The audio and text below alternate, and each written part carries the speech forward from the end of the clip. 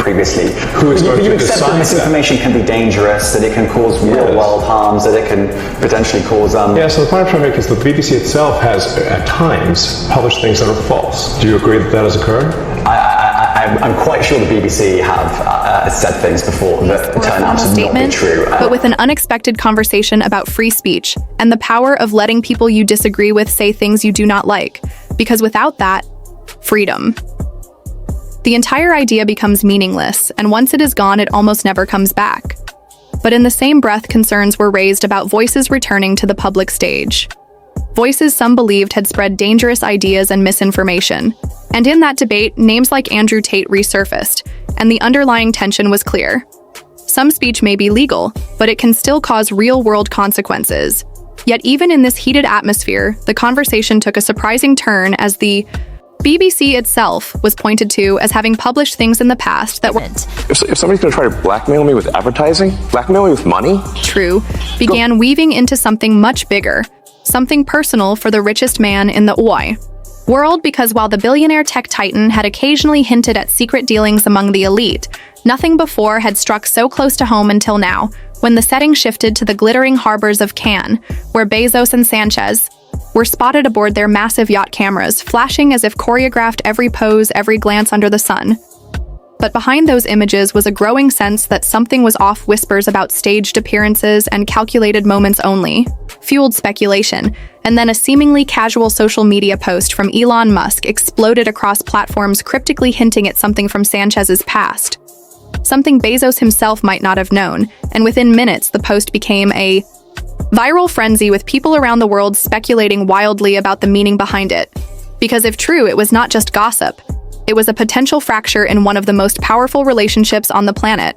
And the calm, controlled Bezos suddenly seemed blindsided, learning in real time alongside millions. The possibility that his partner's history held more than she had shared. I don't know Elon very well. I know his public persona, but I also know you can't know anyone by their public persona. It's impossible. I mean, you may think you do, but I guarantee you don't. So I don't really know. You know Elon way better than I do, Lex. But in terms of his judging by the results, he must be a very capable leader. A trusted advisor, it came from a public post. A few short words that seemed to carry the weight of an unspoken truth. And in that moment, the eyes of the world turned toward the man who had built a fortune on control, strategy, and foresight. Yet now looked like someone caught off guard, standing in the spotlight without a script. Insiders said that the initial shock was visible even to those who had known him for years. The slight pause in his voice during private calls, the way he paced more than usual, as though replaying the moment over and over in his mind, trying to connect the dots between what he thought he knew and what might have been hidden from him. The post itself was cryptic enough to avoid outright accusations, but sharp enough to spark a wave of speculation that journalists, influencers, and the public devoured within minutes. And for Lauren Sánchez, this was not just another story about her glamorous life. This was an open door to the past. She had tried for years to keep locked behind her carefully curated public image she had moved in. Powerful circles long before she was linked to Bezos, from television studios to elite gatherings in Los Angeles and beyond. But what most people saw was the polished version, the one smiling on red carpets, piloting helicopters for photo shoots, and standing beside the richest man in the world on charity stages. What they did not see was the network of relationships, business ventures, and whispered connections that had followed her for decades, and now those whispers were getting louder. With every repost and retweet, the narrative began to take shape. Some said Musk's post was nothing more than billionaire rivalry.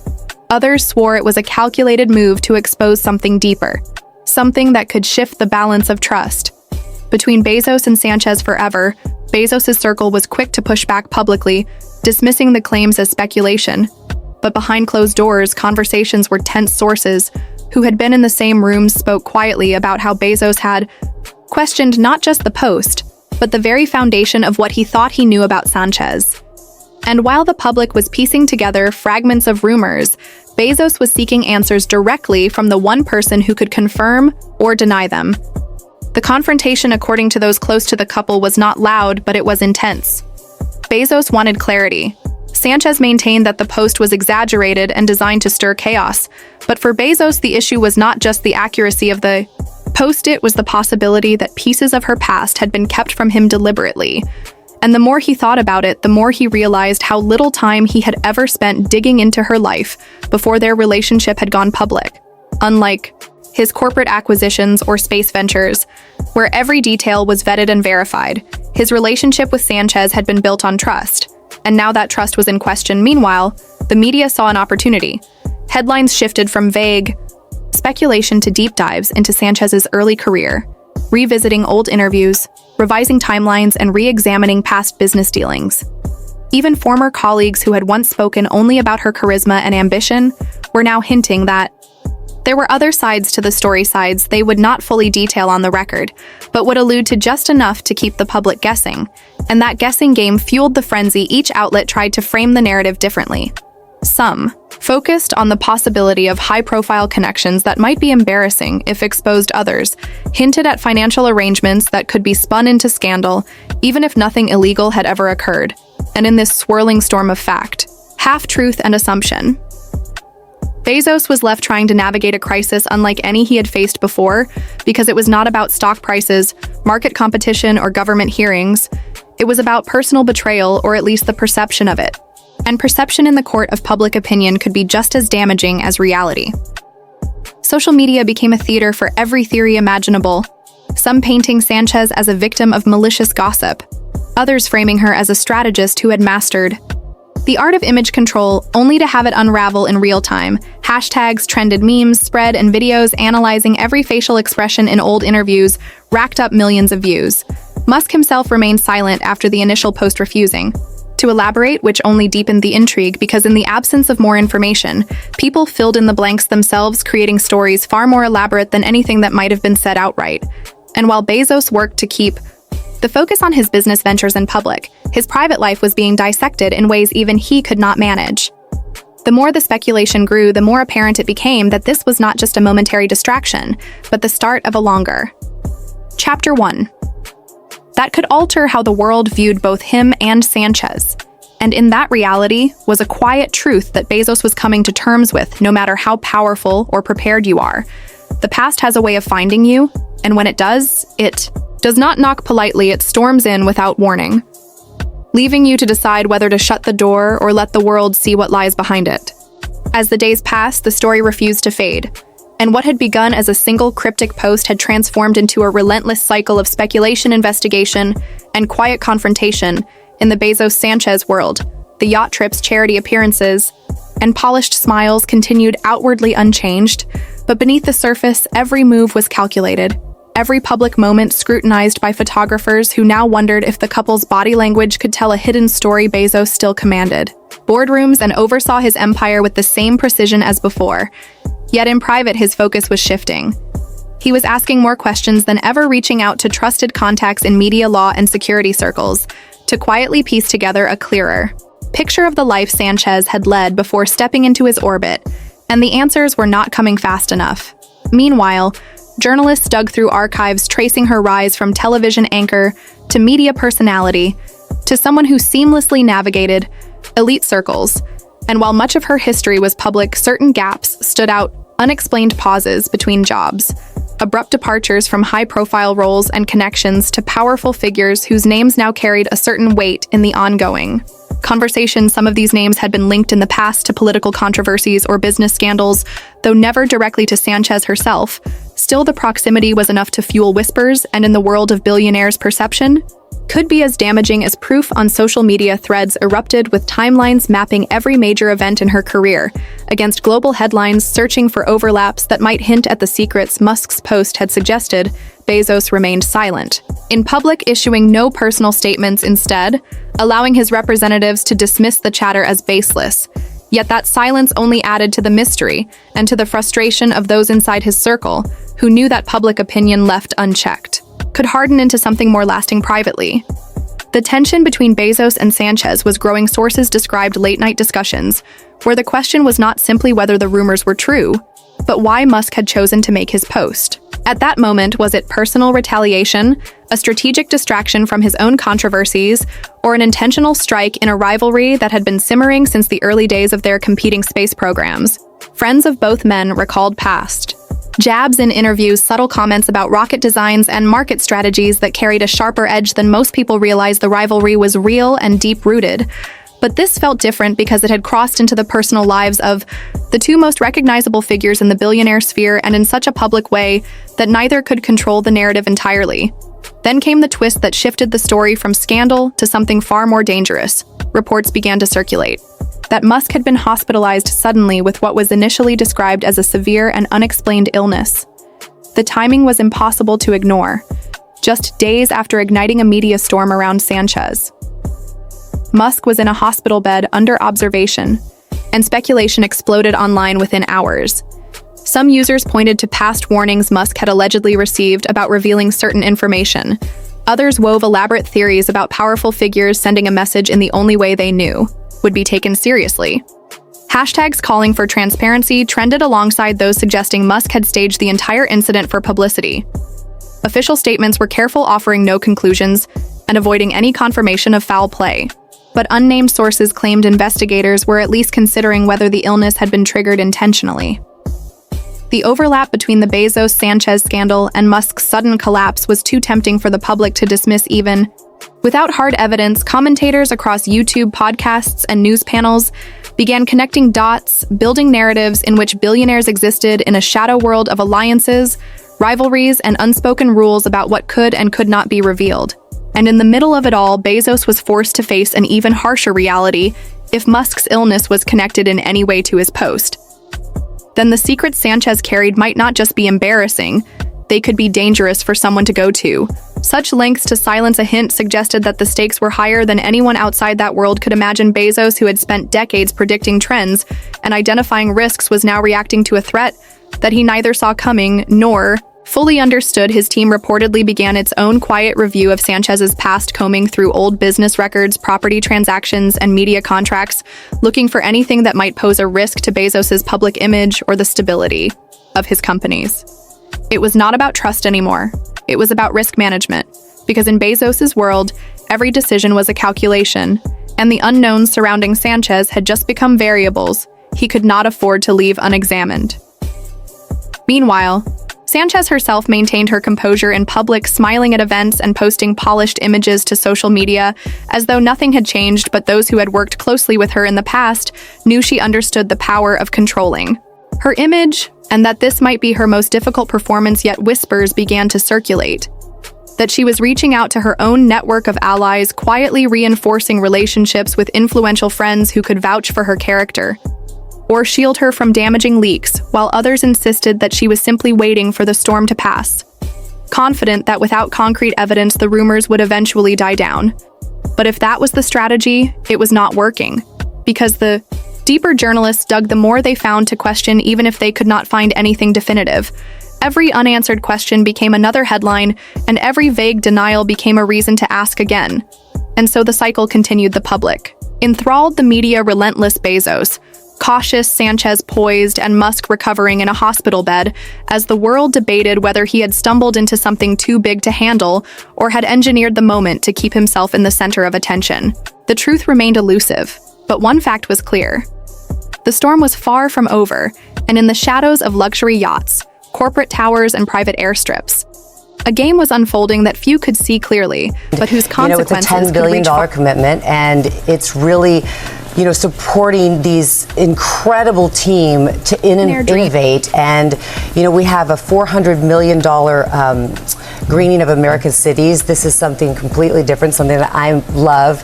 And we're greening inner cities. So we're putting parks where kids normally don't have a park, where it's a concrete jungle. Data patterns, timelines, and verifiable records. His inner circle worked with the precision of an intelligence unit, combing through every known aspect of Lauren Sanchez's history, not to find scandal, but to assess exposure and risk.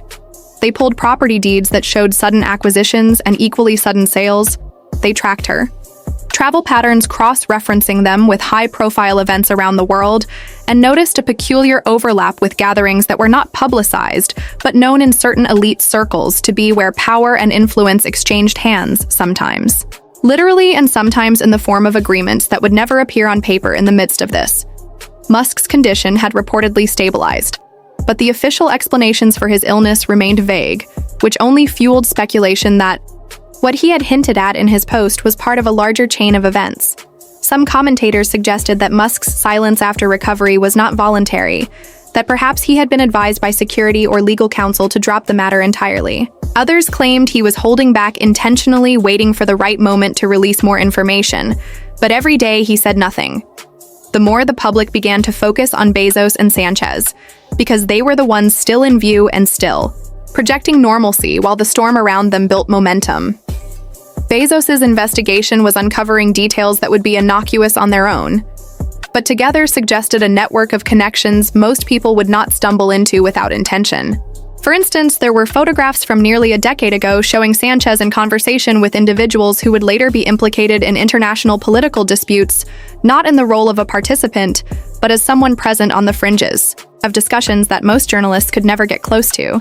There were also corporate filings that showed her name linked briefly to shell companies that had handled transactions far larger than any media personality of her profile would normally be involved in. The paper trail often ended, abruptly dissolved entities disappearing just as quickly as they had been formed, and while nothing in itself proved wrongdoing, the pattern was enough to make Bezos question whether his partner's public image was only one layer of a more complex identity he had never taken the time to fully examine. These were not the kind of findings he could ignore because they carried implications beyond personal trust. They were the kind of connections that could raise questions from regulators, investors, and even government agencies. If the wrong narrative took hold, Sanchez, for her part, seemed aware that something had shifted behind the scenes. She began appearing less frequently at events, choosing instead to limit her public exposure. Her social media posts became less spontaneous and more deliberate. Every word, every image crafted to project stability and distance from the noise around her. Privately, sources close to her insisted she was frustrated by the quiet investigation, convinced that Bezos should have dismissed the rumors outright rather than lending them weight by digging deeper. But Bezos was not the type to act on instinct alone, and his instincts were now telling him that instinct itself was no longer enough. The media had begun to pick up fragments of what his team was finding: a leaked image here, an unexplained financial link there, not enough to run as fact, but plenty to frame as questions. And in the world of 24-hour news, a question could travel faster than any verified truth podcast devoted entire episodes to hypothetical scenarios in which Sanchez's past intersected with industries far removed from journalism or aviation, some whispered about influence operations, others about private intelligence firms that employed intermediaries with media credentials to move in and out of sensitive spaces without drawing suspicion. No one could prove it, and no one could fully dismiss it either, and while the theories spiraled outward, Bezos was increasingly aware that the real danger was not in whether Sanchez had done anything wrong, but in the fact that the perception she might have could be leveraged against him by rivals or adversaries. With the resources to make it stick, Musk's original post now looked less like an isolated provocation and more like the opening move in a longer game, one where public opinion would be shaped drip by drip until a narrative took hold that could not be reversed. The silent countdown in Bezos' mind was no longer about whether a storm was coming. It was about when it would break, and whether he would be standing when it did. Because in his world, storms were not accidents. They were engineered with precision, and they struck not at random, but at the exact moment when their impact would be greatest. And as he reviewed the patterns emerging from the investigation, Bezos began to suspect that this storm had been in motion long before Musk ever touched a keyboard. The more Bezos saw the patterns, the clearer it became that this was no coincidence. The timing, the triggers, the way the public focus was being steered from one figure to another, all of it felt like the work of someone who understood both media and power at a level few ever reached. And that meant whoever was behind it was not acting alone, because influence on this scale required networks and resources that could touch headlines in multiple countries at the same time. His team's reports began to map the social and business connections, not only of Sanchez, but also of those who had amplified Musk's post in the first hours after it went live. Accounts that appeared unconnected at first were suddenly linked by shared investors or overlapping board memberships, and some of those investors had deep histories with industries where secrecy was not a luxury, but a survival mechanism. The list of names was short but heavy, and one in particular kept reappearing, tied to entertainment deals, international logistics, and private intelligence consulting, a figure rarely photographed and even less often quoted publicly, yet whose reach extended into the kinds of places where billionaires might meet behind closed doors without their names ever appearing on an attendee list. Bezos knew the type. He had crossed paths with them in negotiations over satellite networks and data rights people who understood that information was a commodity more valuable than gold or oil because it could shape markets, topple leaders, and erase fortunes in a single news cycle. And if that commodity was now being used against him, the real question was why? Because his own empire had enemies. Yes, but nothing in his immediate history explained the personal angle of this strike unless the target was not him alone, but the union between him and Sanchez, a union that in certain circles might have altered balances of influence in ways neither of them fully understood. Sanchez, meanwhile, was beginning to realize the ground under her was shifting faster than she could stabilize it. She had seen rumors before in her career. She knew the rhythms of media storms. But this one was different. It was calculated, persistent, resistant to distraction. Strategies she had used in the past. Her calls to allies who once responded quickly now took longer. Some didn't return them at all. Not because they had turned against her, but because they sensed the weight of what was unfolding and wanted to avoid being drawn into it. Bezos began to notice, too, the small changes in behavior among his contacts, executives who suddenly had scheduling conflicts, diplomats who passed on invitations to gatherings they had never missed before, as if being too close to him during this storm could carry a cost that none of them wanted to pay. The narrative in the public sphere had now split into two equally dangerous branches. One framed him as a man so consumed with power that he had aligned himself with someone whose past was questionable and possibly dangerous. The other suggested that he was himself the target of a coordinated attempt to destabilize his position through her. Both could erode trust. Both could influence markets, and both could be weaponized in negotiations far from the public eye. In the private conversations that really decided outcomes, the most unsettling moment came when one of his most trusted security advisors placed a folder on his desk containing not only the known connections between Sanchez and certain figures, but also instances in which Bezos himself had unknowingly been brought into proximity with them at events and private meetings over the past 2 years. Moments where cameras were not allowed, where no public record existed, except for the memories of those who had been there, and perhaps quiet notes taken by someone in the shadows. If this was coincidence, it was too precise. If it was design, then it had been in play long before Musk's post. And that meant the storm was not just approaching, it was already here. Bezos found himself staring at the folder, not with anger, but with calculation. Because in his world, the next move mattered more than the last. And in the game unfolding, now every move would either shorten the storm or deepen it. The silent countdown was no longer in the background. It was ticking in real time, and someone somewhere was listening for the exact second it would hit zero. Bezos could now see the storm's shape. The timing was too clean. The triggers too deliberate. Someone was steering this. And they knew how to weaponize perception. His team traced the early amplifiers of Musk's post accounts that seemed random, until they were linked by shared investors and shadowy boards, some with quiet ties to private intelligence. The same names kept surfacing, including one figure who moved through elite circles without headlines, a broker of information deals where truth was less important than influence. The more Bezos studied the web, the more it looked like the real target wasn't just him, but the alliance he had with Sanchez, an alliance that in certain networks could shift balances of power. Sanchez felt it too. Her calls unanswered, her allies slower to return messages. The public narrative split into two equally dangerous frames. Either she was a liability, or he was the victim of a calculated hit. Both chipped away at trust, both could be turned against him. Then came the folder from his security chief. Inside were not only Sanchez's connections, but moments he himself had been placed in proximity to those same figures without realizing it.